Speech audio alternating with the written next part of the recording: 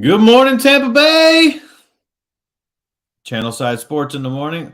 Welcome back, Evan. It's good to see you. You look a little different. Yeah, I shaved my beard off. I think it was the dumbest thing I did in my life. I shouldn't have done that at all. Ever. I look weird. I mean, I wouldn't say weird. No, I look fucking weird. But Yeah. I'm trying to be nice. yeah, I know. Obviously, as a bearded brother, I was sad to see it when we started talking. But I was like, damn it. Okay, Danny, I'll be right back. Give me 1 second, okay, man? Yeah, no, absolutely. So, starting off, huge pivotal game 6 tonight for the Tampa Bay Lightning. They dropped game 5. Not they outplayed the Maple Leafs in game 5. And it just didn't go their way. They beat them in every statistical category, and this is the first time all season that the Tampa Bay Lightning have played in a must-win game. That being said, they do have a lot of veteran leadership. So they possibly could rally it together and hopefully bring the troops together and pull off this win. This is the first time they have played, the second time they have played behind all this entire run. So the last 3 seasons in the playoffs, this is the first time they have played behind outside of the game 7 against the Islanders. It's just going to be it's absolutely must win. And the thing that's scary if you're a Lightning fan is that the Toronto Maple Leafs, they have nothing to lose. They're labeled as the cursed franchise. They're labeled as essentially not being able to, like, they were labeled as, even though they were being the number 2 overall team, that they were still not really the favorites to beat the Tampa Bay Lightning in the series. So that's something that makes them more dangerous in my mind. That makes when you've got everything to gain and nothing to lose, that means that you can go 120%.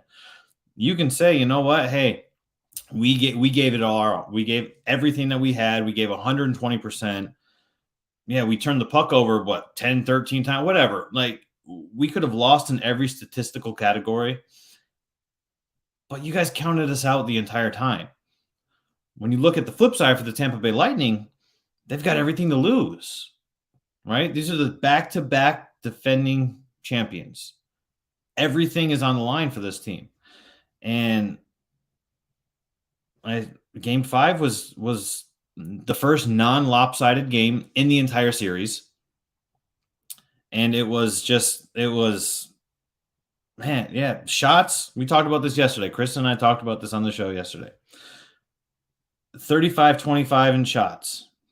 So the Lightning outshot the Maple Leafs. They out-hit the Maple Leafs 41-31. They have more blocked shots, 16-7. They have more takeaways in 6-3. They scored first. We talked about urgency. We talked about starting fast. We started about playing hard, and they've done all of that. And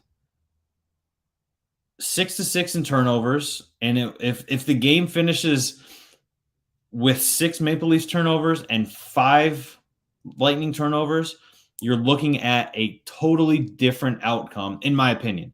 You're at least going into overtime. But I mean, that's how quickly hockey can change, right?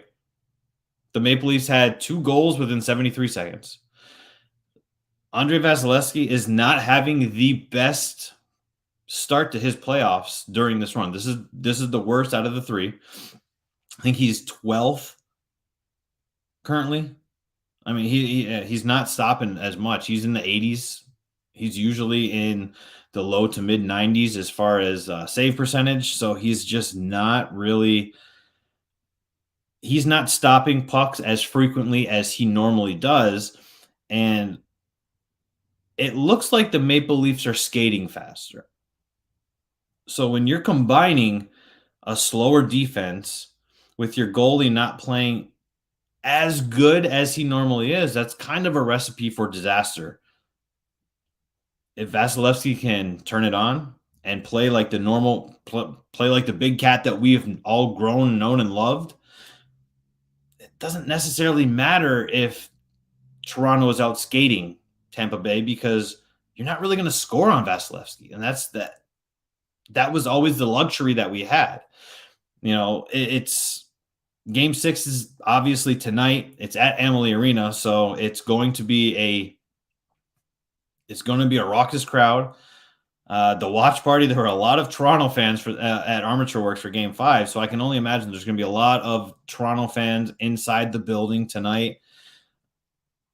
And it's got to be loud. You have to give your team that home ice advantage for sure. That's basically that's what you need. We need to have that sixth man. They talk about it in football all the time. They talk about the 12th man, right? In Seattle, they do it all the time. That's what we need tonight for the Tampa Bay Lightning from all of the fans inside of Amalie Arena is give them that sixth man on the ice. Give them the extra oomph. Cheer them. If Toronto comes out tonight and they score first, that's not over. But a lot of times that sucks the crowd right out of it. And then you're sitting there going, man, like that's not, things aren't good. They're not playing out the way that we want to. And then the crowd kind of goes dead. They kind of go rogue and silent. And that's not what you want. You don't want to have to deal with that. If the Lightning come out and they score first, that's great. It's always game 5 was the first time there was a lead change. So the odds are ever in your favor if you come out and you score first. So if they come out, they play fast, and I feel like the Lightning are playing with a sense of more protection. Like when in football, when you have the lead late in the game and you play prevent defense, usually you're going to get scored on. That's just how that works. That's why prevent defense is hated by so many because it doesn't necessarily work. The moment you let off the gas is the moment things can slip up, and especially in hockey. You don't have 100 yards of field, right? You don't have to drive. All you have to do is shoot the puck. And I'm not saying that to make it sound easier, but it's definitely, it can change a whole hell of a lot quicker, and it can change a lot quicker without you even realizing that it's changing.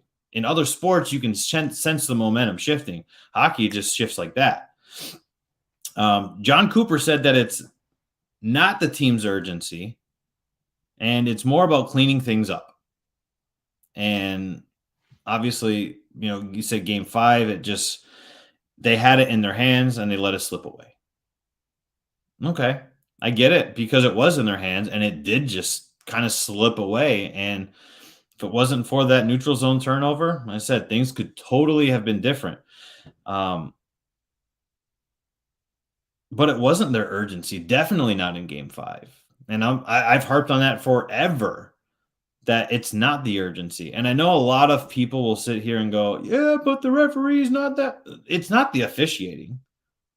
Look, I know when we piss and moan about the officiating, we always kind of go back and we just talk about one specific call from a game. And it might not even be the same game that we're talking about, right?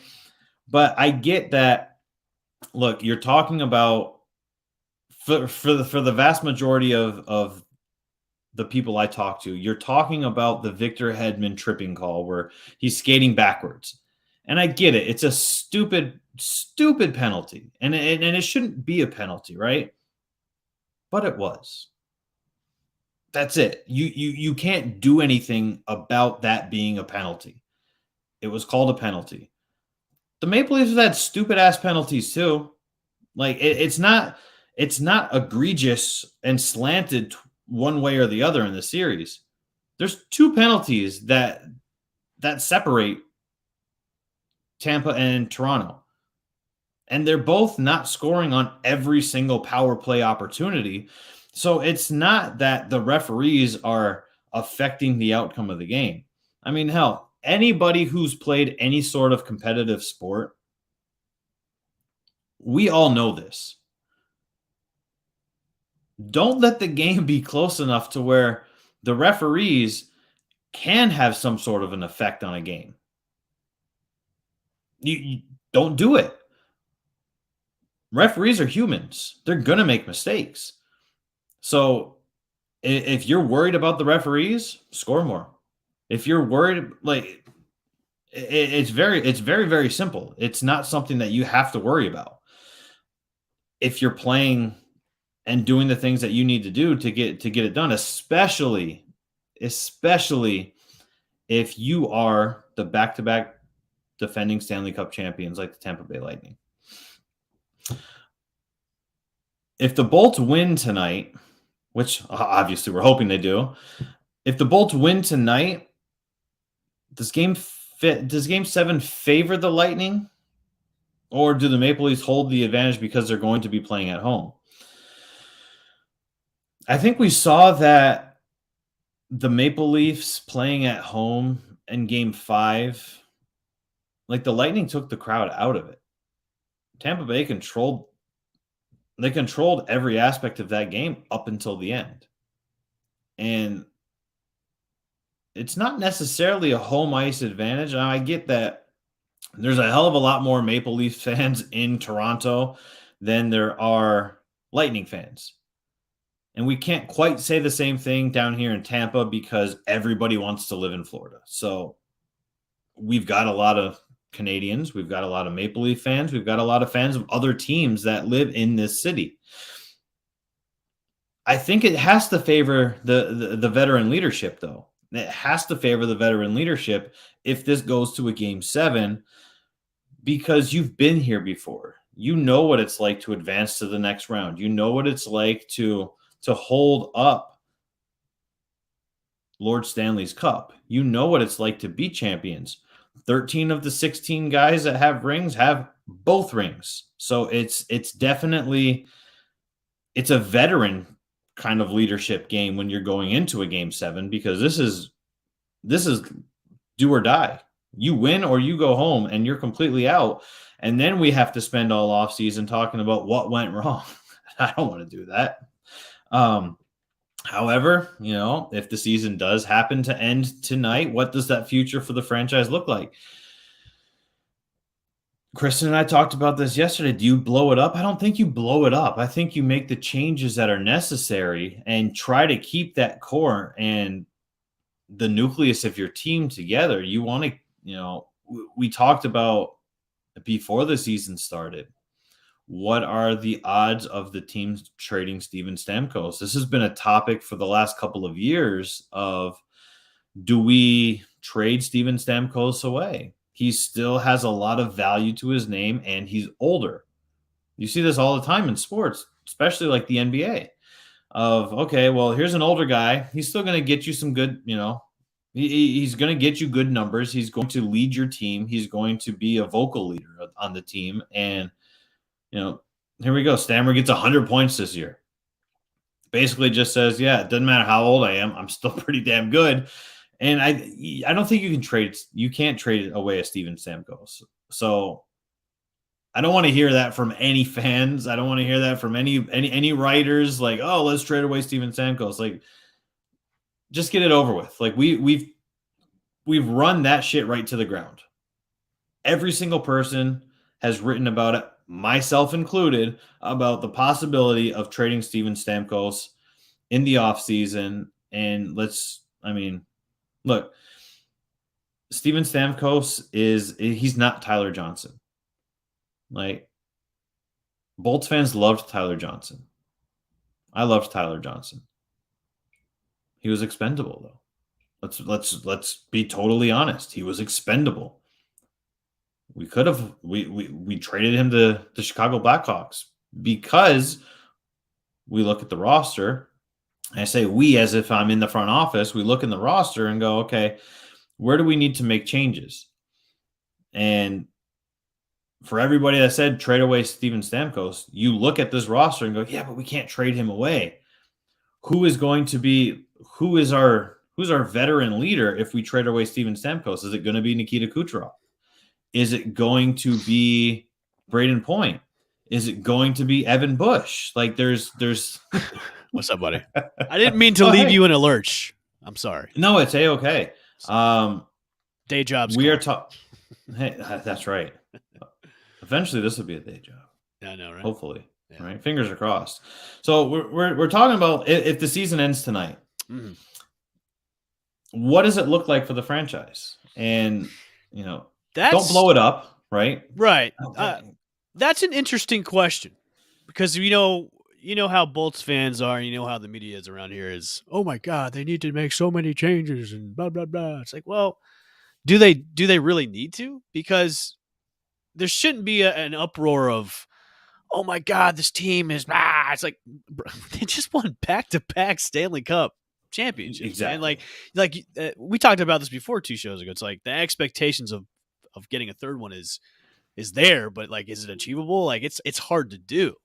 Mm-hmm. I think the free agents that they have, which aren't many, I think the really one that stands out on their free agency is Andre Palat. He's a free agent going into the next season. So, I mean, I think the changes they need to make, I'm sure they'll make some moves, is I think defense really needs to be stepped up a lot. I mean, we've seen it totally. Like the series is, they haven't been able to finish games, especially the ones like Game 5. Like that should have been in the bag. Game 5, absolutely. and the odds curse, which you alluded to last show, is they couldn't win the odd number of games. Is that should have been broken like the last game. And like when I watched that game and they had the lead, it was like, this is it. This is done, son. Like we'll win Game 5 and then we'll cruise into Game 6 and then take the series. But now backs are against the wall, man. This is do or die. This is it. If you don't put out, you're done. And that three-peat is no longer going to be achievable anymore. I think for going into the offseason is Coop and the front office really have to look at, where are we struggling the most? And that's defense, man. Defense been a struggle bus. That's where you got to look at. Yeah. And I made sure, I'm guilty of this too. being a Tampa Bay Lightning writer. Don't say we need to trade away Steven Stamkos. Just get off of it. And, Danny, I used to say that too. I said that last year, and the year before that when he was, getting hurt and not being able to be there.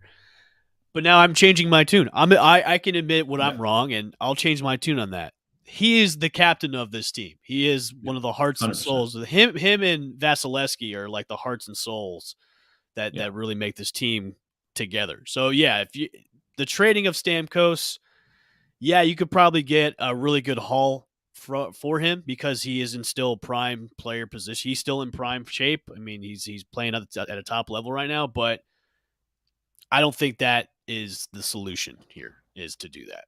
And I think if you do that, you're just going to kind of gut that to me says, okay, we're gutting. That to me is like a start of, hey, we're going to gut the team and start anew if you do that. If you take away Stamkos, now it's like, okay, well, maybe everybody's expendable now, and then they're looking to just rebuild the team into something else. You know what I mean? So I don't think that's ever going to happen. I think Stamkos is going to be here until he retires, hopefully. Yep. But I think the people that think we should trade Stamkos if the season ends today, I don't think that's the right move.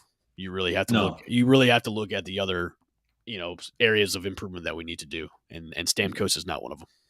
Yeah, I think one area that they need, outside of defense, I guess it kind of goes hand in hand, is they need to get faster. Yeah, they've been looking so sluggish, and just with the exception of Game 4, they've just looked flat. They've just looked flat and sluggish, and I think going in, I'm a little nervous going in tonight, to be honest with you. Even though we're in Toronto, I'm a little nervous, man. Yeah. As much as I would love the fact that if they win Game 6 tonight and they have Game 7 back home, that would be awesome. Right. I'm just nervous about this game. I'm really am. Yeah. Game 6 is here. Game 6 here. Yeah. You have and then Game 7's in Toronto. Yeah. Exactly. And that's what I'm saying. Yeah. Yeah. You have to you have to have that home, and it's The thing that scares me, and I talked about this with myself. But hey, we win the even game, so I think we're okay. Exactly. But Game 5, Tampa beat Toronto in every statistical category, and that's the thing that scares me the most. Is because when you've got everything to gain and nothing to lose, like this Toronto Maple Leafs team, that makes them very dangerous. Right. We'll Yeah, it's frustrating too, man, because they had the momentum going in from Game 4, and then they started off great in Game 5, and then all of a sudden it was just like a collapse. Like, what is happening right now? What's going on? It all went away in 73 seconds. Yeah. So yeah, tonight's going to be an interesting game. We're back home. Fans, you guys need to show out. You guys need to be loud in Amalie Arena tonight. You need to make that place just rocking and electrifying inside Amalie, and just make it so loud in there that the Toronto Maple Leafs can't hear a word they're saying to each other. So let's do it. Let's play Thunderstruck 1,000 million times, and let's get it going. Let's win Game 6, force a Game 7, and let's just get out of the first round. For those who are outside at the watch party, cheer so loud that Evan can hear you in Sarasota. Yes. I would love that. I would love that. I might not have a voice tomorrow if that's the case, but it would be a-okay by me. It's all right. Yeah, it's all good. That means that you were having a good time in the game. So, absolutely. That's what that means. Rays finally got one off on the Angels. Yeah, I'm glad I wasn't on the show yesterday. I would have been throwing things at the screen because of them being no hit yesterday or the day before. I'm glad I wasn't on the show. That was a terrible prediction too. I know, right? You're like, yeah, we'll be okay. Hey, we'll be fine.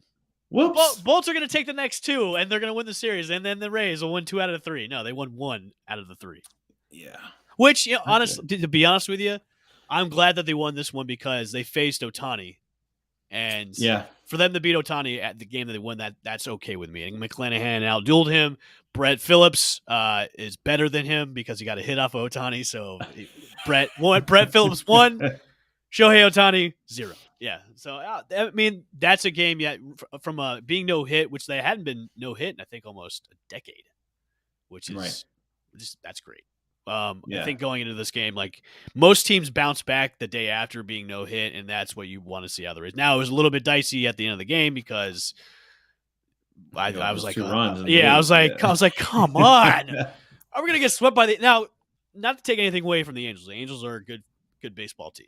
They really have really surprised me. I thought the Angels would just be a fluke, but they're actually a pretty tough baseball team this year, and they're going to be competing in the AL. So, I mean, this is a good launch pad. They ended up 7-3 on the road trip, which is good. That's a good road trip to have. Absolutely. And to come back home, and now you've got 3 against the Tigers, and then you got to face the Blue Jays this weekend. So going against the Tigers at home should be good. The Tigers are just struggling. They're on a struggle bus right now. They're not doing too well. But then you got to face the Blue Jays, who are pretty hungry after getting losing 4 in a row. Yeah, especially against the Yankees. Right. You touched on McClanahan. Yeah. He had 11 Ks yesterday, and he's currently leading the league with 58 strikeouts. Dude he's a young arm. I love him. Him and Rasmussen, man. Those 2 guys are becoming that 1-2 punch in the rotation right now, and he's looking good. I know he started off a little bit slow, a little rusty, and when the season started, but like we said before, like, hey, we didn't really have a lengthened spring training, so a lot of these guys haven't had the reps that they have, especially the pitchers in our rotation. Yep. So this is good. This is a good step in the right direction. He's looking good on the mound, especially against that lineup against the Angels. When you can do that against the Angels, you're doing pretty well. He pitched well yesterday. Yeah. So we got the Blue Jays on Friday. Get the day off today. Blue Jays on Friday. They're now 4 games behind the Yankees, which kind of sucks because the next 4 series for the Yankees are at the White Sox, at the Orioles, and then at home against the White Sox. And tough series, easy series, tough series. Actually, well, they struggled against the Orioles beginning of the season, though. So they did. Yeah, that's when everybody in New York was freaking out because they were struggling against the Orioles. So this is true.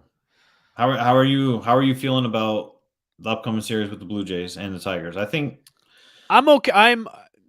against the Tigers, I'm not too skittish about. It's just against the Blue Jays, which the Blue Jays have always given us problems. I mean, they've even when Yeah. they weren't a good team, they were still giving us problems, and now they've got a pretty decent team now.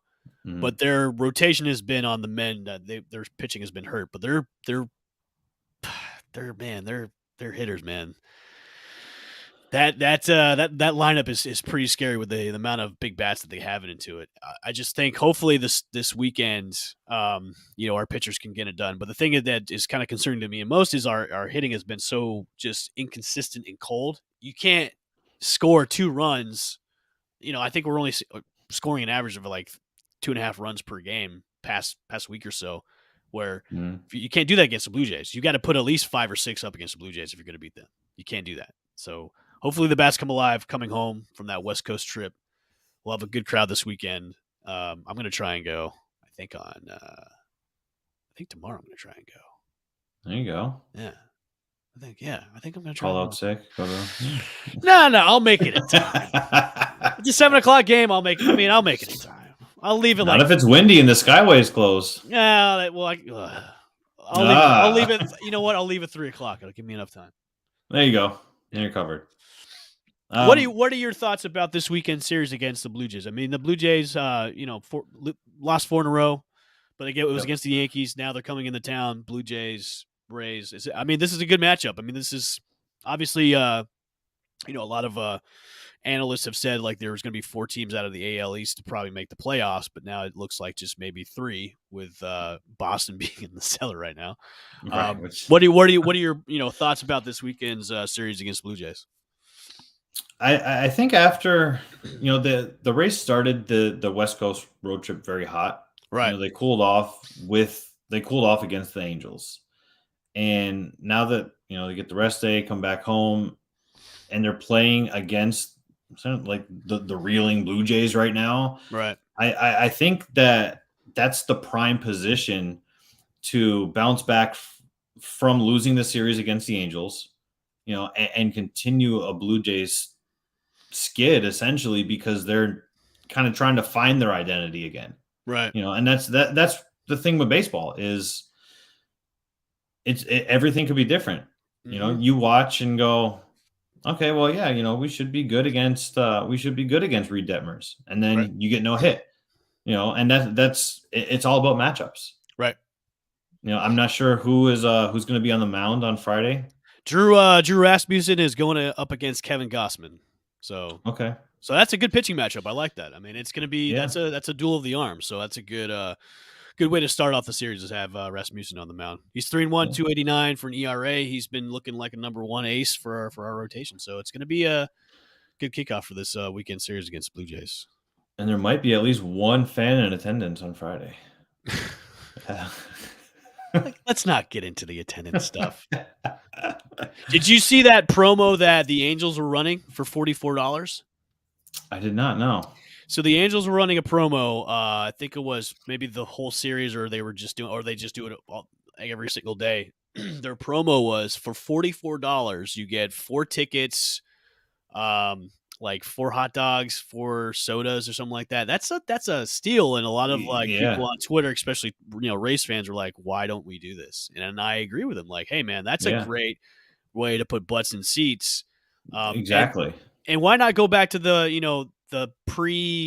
after COVID ticket price? Remember when they were $5-10 and they were packing the house? Yep. Like, go back to that, man. Like, that's the way you put butts in seats, and not having $30, $40 tickets, per game, especially not on prime games. Like, go do those promos, man. That's how you get people coming to the Trop, is when you have deals in that area too. So hey, my hat's off to the Angels, man. That's a great promo. $44, 4 tickets. Absolutely. Yeah, that's great. I mean, and you're going to make your bottom line is going to look better if you sell 10,000 tickets at $8 versus 3,000 tickets at $30. Like, you know what I mean? Like, I know that's bad math because that's 9,000 versus 8,000, but you know what I mean?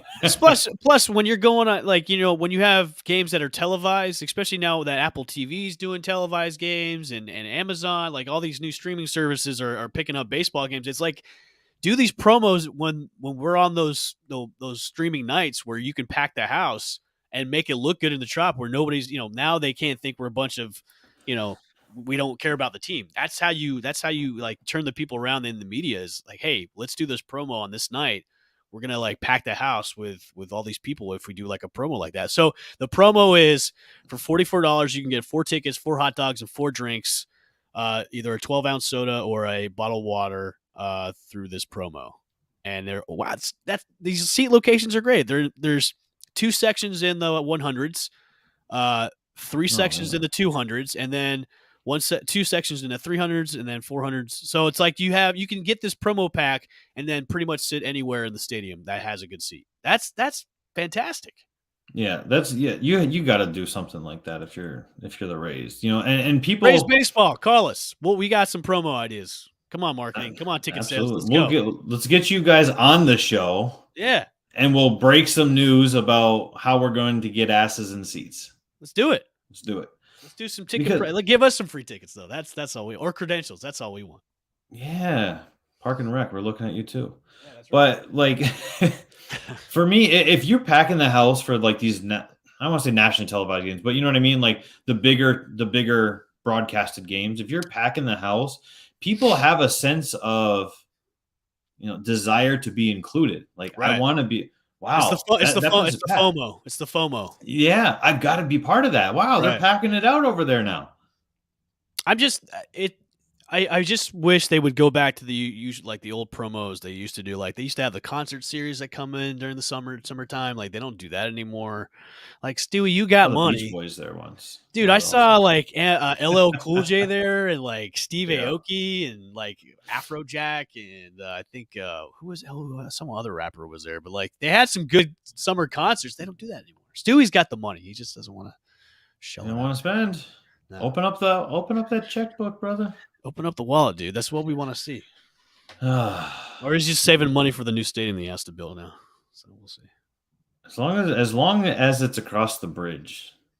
Which, I'm okay with that. Even Joe Madden came out before the series against the Angels was like, hey, the stadium needs to be in Tampa. Like, you need to put it there. Like, there's no other answer. Put it in Tampa. Yeah, and look, I get I've seen the proposals. I'm sure you've seen them too. We're gonna make this great. It's gonna be like a Sparkman Wharf armature works kind of set up around this. That's great. That's great. Yeah, but it's still in St. Pete, and that's still problematic because you're still not. That's you're gonna have cool restaurants and stuff, but when you've got a 7:30 first pitch or a 6:30 first pitch. And somebody's working until 5 o'clock, they're not going to go. They're not going to make it. Right. So that's still a problem. And you're still not, you may get like, 5-10% more in terms of ticket sales, but you're still not going to be selling it out still. And that's the issue. Yeah. And it's the long running joke. It's like, to me, it's just, Stu and the partners are just tone deaf when it comes to listening to where it should be. And hopefully it gets done, man. We've got a few more years, but you got to break ground sometime. It's got to be done. It's got to be done. 100%. I don't know about you, Danny, but I'm just sick and tired of talking about the stadium things. Like, just get it done. Like, quit bringing it up every single year about, oh my God, the stadium. Just get it done. Like, I know. Yeah. We have to talk about some things being media people, but like it's a broken record already. Like just smash the damn thing. That poor horse. You know what? This is what I want. Yeah, this is what I want to hear. I want to hear, okay, hey, we're breaking ground at this location in Tampa. That's something new we can talk about stadium-wise. Other than that, if you're not breaking ground and not telling us, hey, we're going to get this done by this year, I don't want to hear it being mentioned about stadium problems or issues. Like, because it's the same conversation we've been having for almost 10 years now about the location of a future site. Like, just get it done. Just get the damn thing done. And that's your clip of the week. I like it. We'll make it happen. The NFL schedule is released tonight at 8 p.m. on NFL Network, of course. Football year round. We were talking about this before we went on the air. The power of the NFL is insane. It's almost 12 calendar months that the NFL is at the forefront of sports conversations, even when the other seasons are like. That's We'll use why the NFL is the most powerful league out there right now. Yeah, That's why they 100%. control everything. And right now, all over Twitter, everybody's making these confirmed dates, which they haven't even been confirmed yet. So it's I fine. can confirm I know something right now. that's true. We can confirm stuff. I can confirm that most of these people are wrong. That is true. If you look at your calendar, you've got March is all free agency. From beginning to end of the month, it's nothing but free agent talk. Who's moving where? Who's doing what? April, you got the draft. The draft is, and even after the draft, everybody's got to grade the draft. Everybody's got to rate the draft. Everybody's got to hate on their own draft or love their draft. And, hey, we're going to the Super Bowl. Are you, though, Jacksonville? You're going to go to the Super Bowl after that draft? Like, you know what I mean? Like, come on, guys. May, obviously, we've talked about it every day this week, and we're going to talk about it probably the rest of the month. The schedule, we're going to find out exactly. We know who they're playing, but you don't know when they're playing. So apparently there's some confirmed dates by the great Samar Ali from Loose Cannons podcast. He has some confirmed dates with his sources. Well, actually, I think the week 2 has already kind of been confirmed. Week 2 is against New Orleans at New Orleans. Of course, week 4 that's been confirmed against Kansas City on Sunday night, and then of the week 10 Germany game against Seattle, and then another Monday Night Football game against New Orleans on week 13.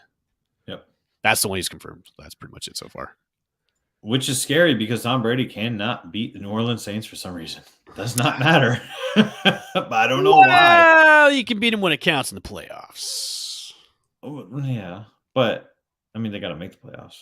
That's true. They being the Saints, because if the Buccaneers don't win the NFC South, and I mean, hey, we beat them in the playoffs when it mattered. Yeah. So I mean, that's all that mattered. I mean, look, the Saints, all they care about is the regular season, like the Packers. Yes, that's fine. Regular season Warriors. You can have the regular season championship all day long, New Orleans, but when it matters, you choke. So, yeah, great being a New Orleans Saints fan. Poor Saints fans. At least Mercedes-Benz Superdome is nice. You got that going for you. I have no drive to go to New Orleans because I know it just smells like piss and lost hope. That's why I just don't want to go there. You know what's funny is my wife was like, New Orleans smelled like piss. We went there. We went there for WrestleMania 34. And we were doing some media stuff, and it was the first time I'd been to New Orleans, and I was like, all right, let's check it out. First of all, I found out that I absolutely love beignets, and I've never found another place that is even remotely close to what I was able to eat there. But yeah, the Superdome was pretty sweet though. I got to give them that. But yeah, the rest of the city, not so much. Not so much. French Quarter was decent, but yeah. Is Gronk really that big of a need for the Bucs, Evan? No. It's good for Brady and it's good for the team because he is a big cheerleader and he's, one of the best tight ends ever, but I think they'll survive without him. Because I think even though it's leaning toward him probably coming back, if he doesn't come back, it's not a big loss because they'll be fine without him. And he was out for what, 6 weeks last season. So yeah. You play almost half the season without him anyway. Exactly. So, and they did just fine.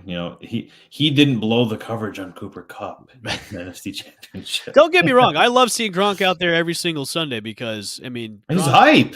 Yeah, Gronk's a hype man. He'll always be one. He's a good football player. He's a great tight end for Brady. Him, they have that connection. But if he doesn't show up this year, that's okay. We'll be fine without him. Maybe if he doesn't show up at the beginning, maybe he'll show up midway and go, you know what? I just want to be with Tom. I just want to catch footballs and have fun. I want to start Tommy and Gronky on YouTube again. Those are the weirdest but most entertaining shows of all time. I just love when it was announced that Brady and Gronk were coming to Tampa, and Brady did that TikTok video. It was just him and Gronk kind of walking, and you hear that we ain't going nowhere. That song, that was a cool thing. I love that. Yeah, That was I like fantastic. that. That was I fantastic. like the T-Mobile commercial. I thought was pretty good too. Yeah, the T-Mobile one was good too. Yeah, I thought it was pretty Yeah. funny. Um, yeah, I think they're going to be okay if they don't have Gronk. Cameron Brate is a touchdown machine. He's a red zone machine. Yeah, and And he's a solid hand. they drafted a couple of tight ends too, just to have that Yep. depth and everything. So I think they'll be fine. They'll be good. Yeah. I mean, they still have Godwin. They have Evans. I mean, Russell Gage is a huge third option, and he's not even guaranteed to be the third option, which Right. is He's going to be the second option for a little bit because Godwin's going to be out with the right. mending from the With injury. his So he's yeah. gonna be the number 2 right now. And you got Brashard Perryman's back, Scotty Miller. So like they've got Tyler Johnson. They've got so many weapons.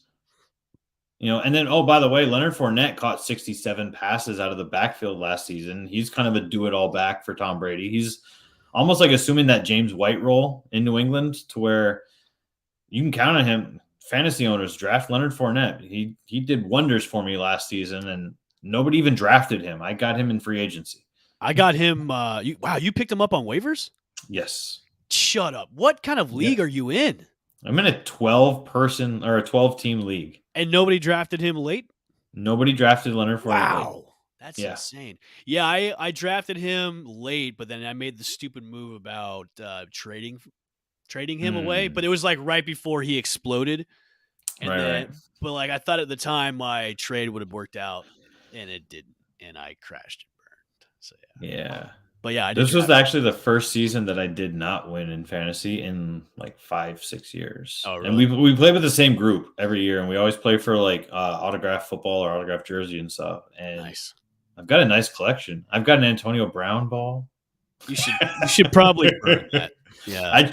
What's funny is I tried to run a giveaway for the Antonio Brown ball, and this was through Gridiron on Tap, and we had over 1 million reach on Facebook. Nobody entered the giveaway. Oh, really?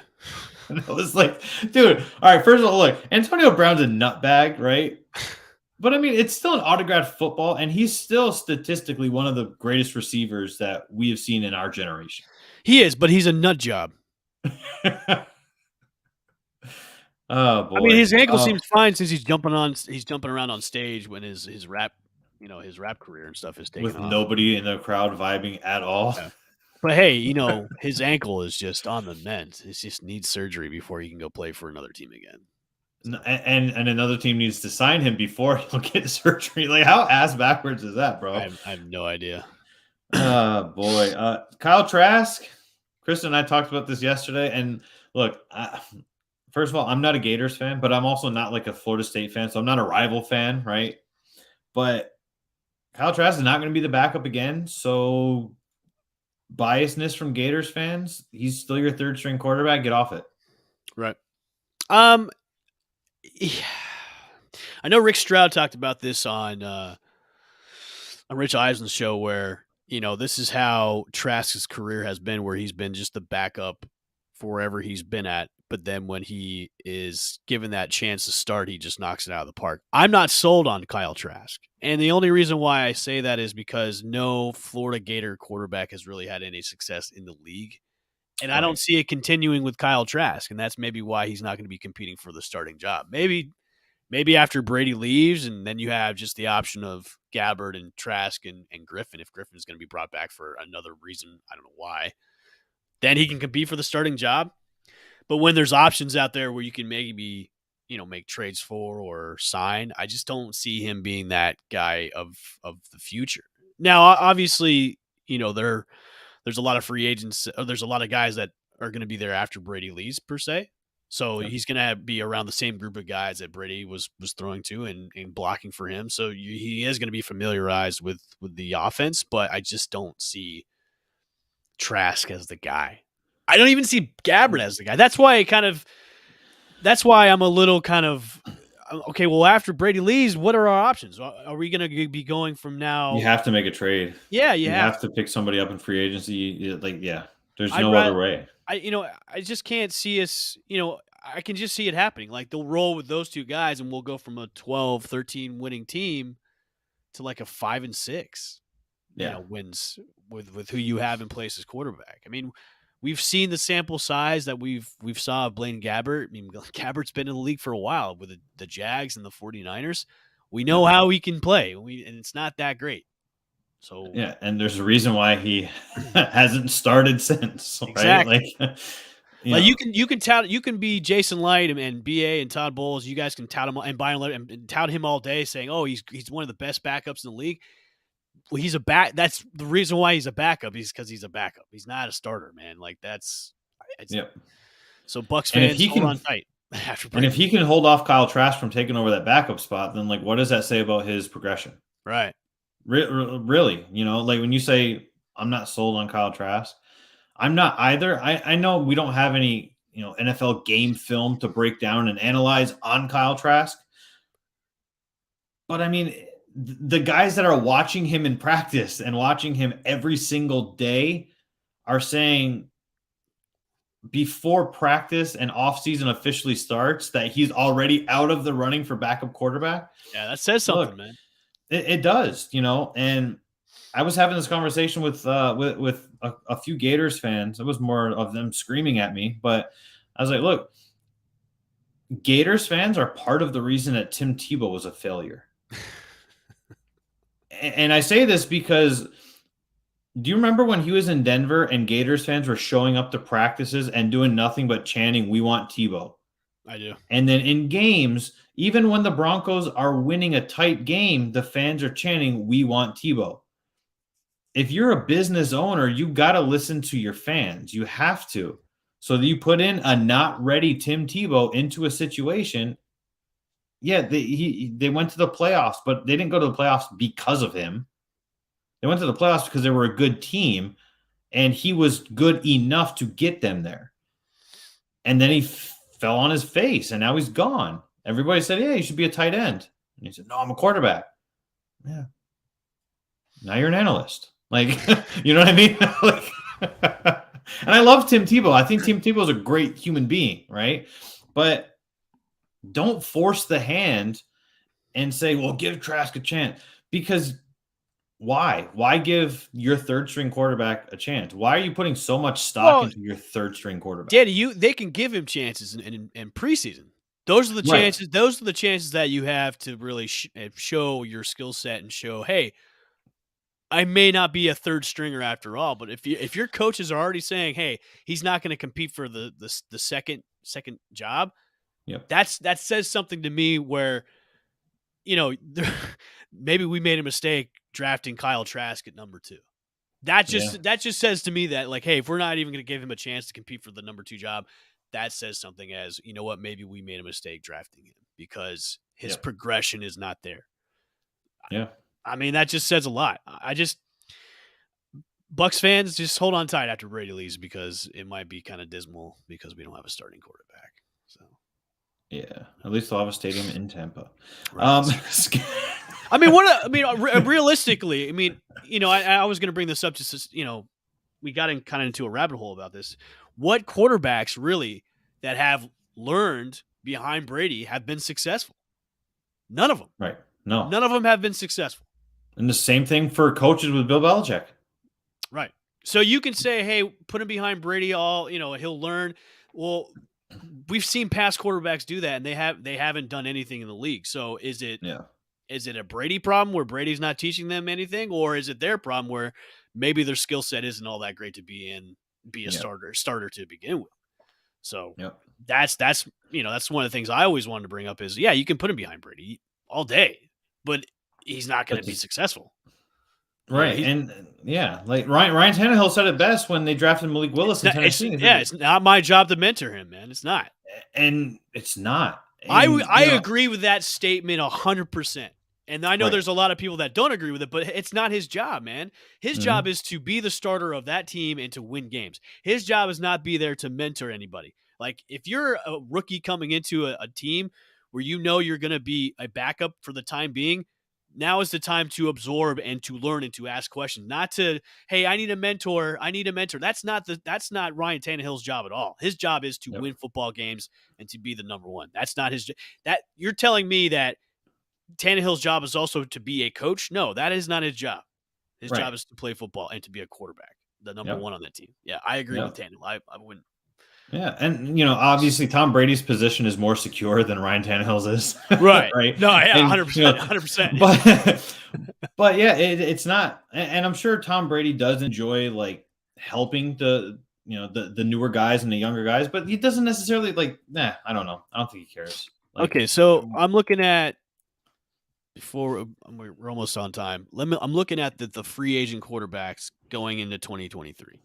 mm, I'll give you the list, and it's not that great of a list. Jimmy G is going to be a free agent. It depends on if he gets traded and somebody gives him an extension. Tom Brady, of course, will be a free agent after this season. Baker Mayfield will be a free agent after this season. Sam Darnold, Teddy Bridgewater, Danny Dimes, Case Keenum, Mason Rudolph, and Jacoby Brissett. That's pretty much it. And the rest are Joe Flacco, Andy Dalton. So it's like, Lamar Jackson is a free agent. yeah, I mean, look, Lamar Jackson's a good quarterback, in my opinion, but he also has never had a true wide receiver one. I agree. Mark Andrews is a fantastic and arguably one of the best tight ends in the league, but your tight end is also not your wide receiver one. Right. So I mean, out of all the names I just listed, I mean, Lamar Jackson could be pretty tempting if the Bucs have the money. Yeah. But does his style fit the Buccaneers offense? Because good question. You need you want more of a pocket passer in that Bucs offense. Especially for that offense. Yeah, I agree. But without those names, there's nobody really, unless you're going to entice Brady to come back, depending on how the season ends. Yeah. I mean, I know I'm going to catch heat for this, but Jimmy G's been to a Super Bowl and 2 NFC West championships as an average quarterback on a good team. True. The Buccaneers are a good team. My only problem with him, though, is he gets hurt way too much. Right. And then you're relying on, then you're going to give Kyle Trask a chance, though. Right. So Gators fans, you want Jimmy G next year. I mean, Baker's a free agent next season. I mean, shit. I honestly think Baker Mayfield would thrive in Tampa. I will die on that hill. Gladly. I will join you on that hill, too, as well. I think a Baker to Tampa Bay would be a pretty good fit. Yeah. I'm totally with you. As we're coming up here on the hour already, I'm going to run through these rumored leaks for the NFL schedule coming out tonight. So, some of them already don't line up, and that's the beauty of like the anticipation for the schedule is people are like, nope, I've got sources and I've got the, yeah, well, do you? Week 4 versus Kansas City Chiefs. Obviously that's confirmed. Week 7 versus the Packers on Thursday Night Football is part of the rumor.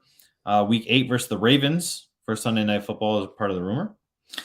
Week 9 at Dallas, which I actually have from a more reliable source that it'll actually be week 1 in Dallas. Interesting.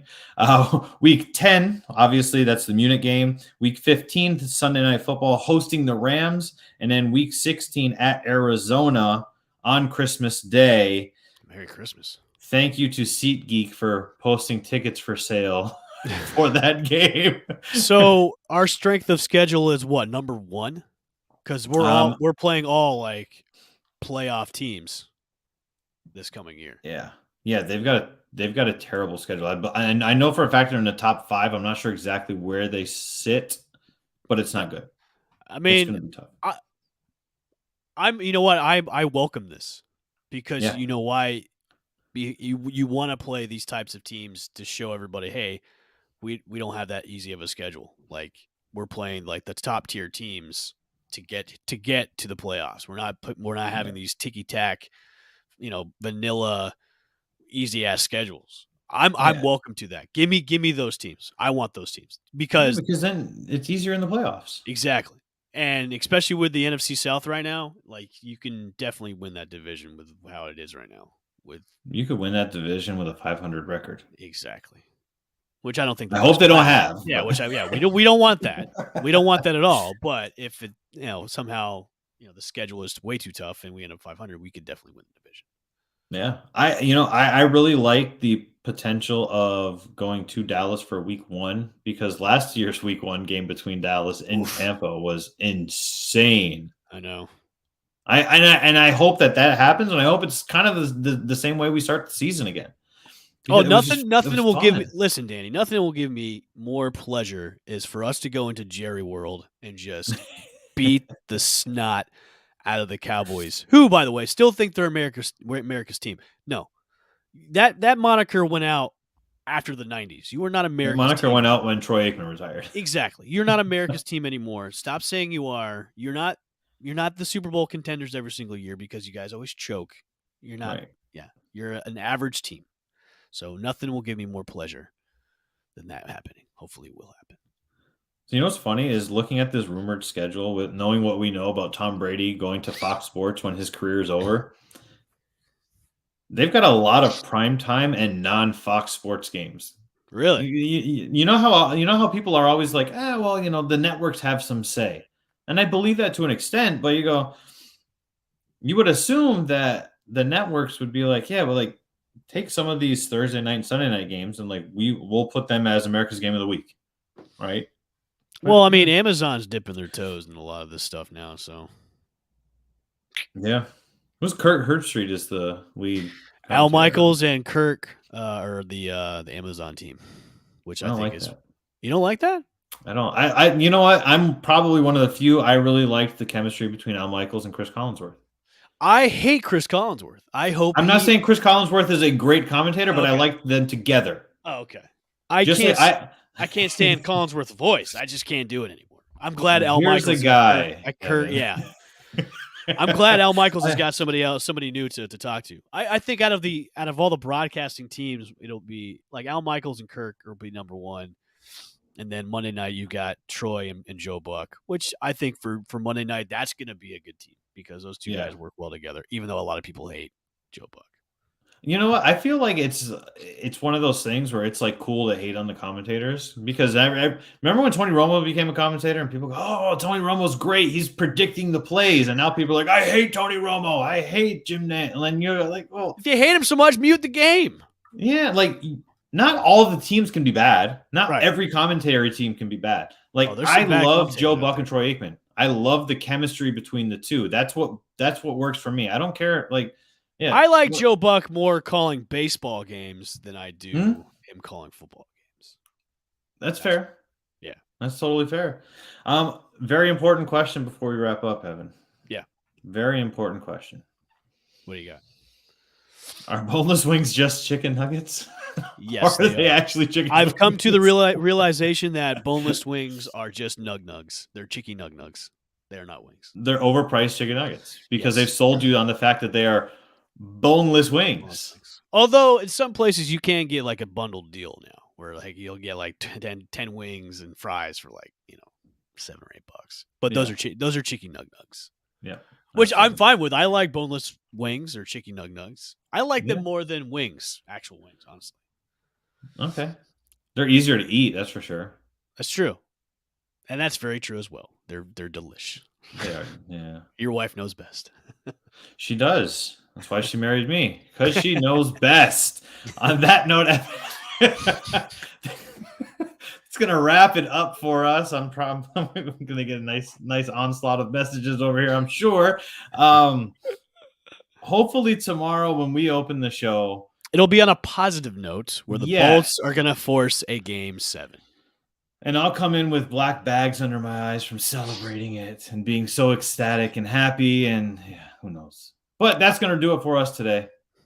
I'm Danny. I'm Evan. Of course, Go Bolts. He's not Evan. He's the Bushman. But yeah, we'll be back tomorrow. This is Channelside Sports. Go Bolts. In the morning.